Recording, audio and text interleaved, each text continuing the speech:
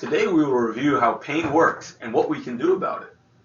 The reason we are doing this is that research shows that the more you understand about pain, the less pain and disability you will have. So to give you an example of this, suppose you sprain your ankle. Are you going to have pain? Yeah, of course. How does your body become aware that you hurt your ankle? I'm not really sure.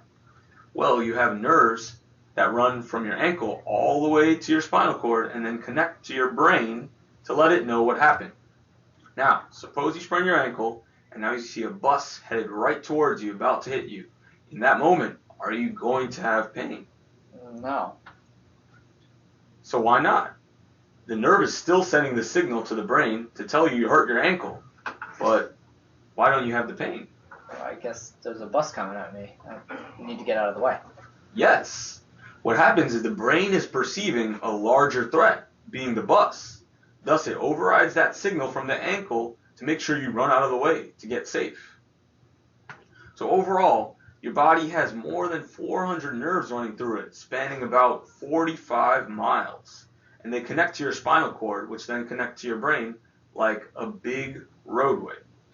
The main job of our nerves is to inform your brain of anything going on in your body, similar to how an alarm system would work, or how a survival mechanism works, letting you know of any types of threats.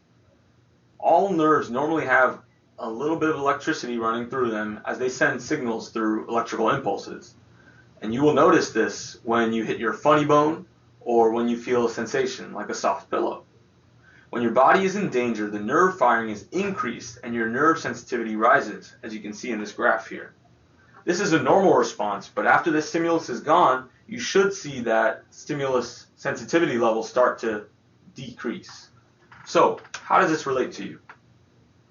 Well, when there is danger, such as when you hurt your shoulder, the nerve will increase in their electrical activity and send many danger signals to your brain, which is called nociception. They let your brain know that there is danger and there is some action required.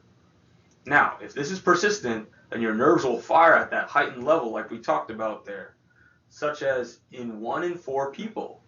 These nerves remain elevated and calm down very slowly, which can then lead to chronic pain, and any small movement or sensation would feel very painful.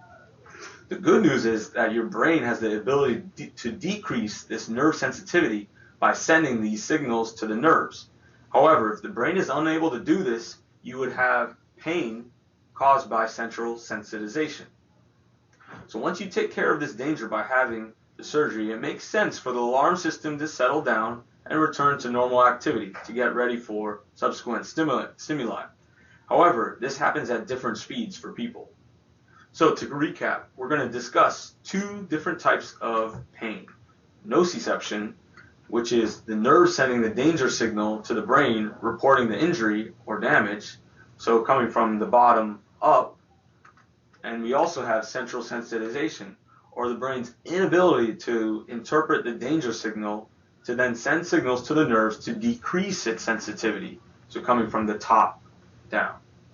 And when this happens, it leads to an enhanced state of nerve excitability, which then causes more pain.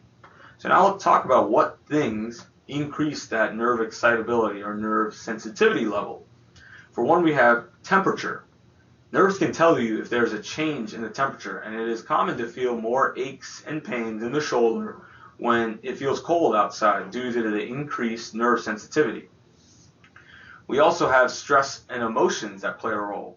Some sensors are sensitive to stress chemicals flowing throughout your blood. The more stressed, anxious, nervous, or upset you are, the more likely you will experience this increased or prolonged pain. The more stress chemicals in the body, the more sensors are activated. Then we have blood flow. You also have sensors sensitive to the amount of blood in your tissues. When your blood flow slows down, such as after sitting for too long, these sensors wake up and the nerves are made more sensitive. Also, movement and pressure. Movement after surgery or even light touch might activate these sensors and make nerves more sensitive to movement and pressure for a little while. You also have immunity.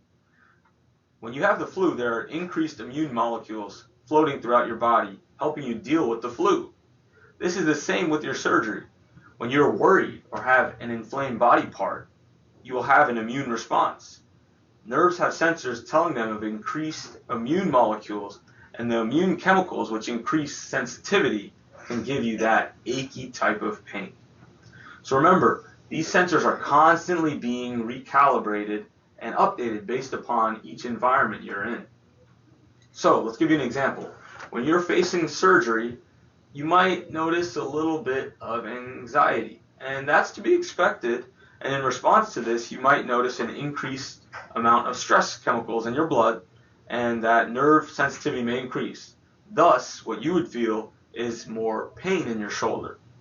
And when those stress levels start to abate, you should have less decreased sensitivity in your nerves, thus having less pain. This is to say that your pain may not only be due to the original shoulder injury, but also to the increased nerve sensitivity in the nerves of that region. Typically, the first few weeks after the surgery are pretty painful, and you should anticipate a few months of physical therapy. Greater range of motion of the shoulder before the surgery is one factor associated with a better recovery, so that's good to keep in mind. Now, let's talk about ways that you can decrease that nerve sensitivity. One being knowledge, and we have already begun, because the research shows that the more you understand about pain and how it works, the better you will do after surgery. What you can learn about your ability to calm down those nerves and that nerve sensitivity is actually helping calm down that alarm system. Also, movement. Nerves love blood, and the studies show that the more we pump blood and oxygen to our nerves, the more that they're going to start to calm down. So how do we pump more blood to our nerves and to our body? Through exercise, specifically aerobic exercise. This will help calm down your nerves over time. This also helps with depression, mood, sleep, and appetite. So in about 10 to 20 minutes of aerobic exercises performed 4 to 5 times a week, this will help calm down the nervous system. Also utilizing medications. Those which your physician prescribes can also assist in calming those nerves, and your surgeon may discuss this with you in more detail. And as you recover, you will decrease the amount of need for these medications. So in summary, don't be so nervous. You can help decrease your pain, as these studies have shown. Those patients who know more about their pain will do better than those who don't. So please take this information with you, explain it to your family members and your friends, and write down any questions you may have for your physical therapist, for your surgeon. Okay, thank you. You're welcome.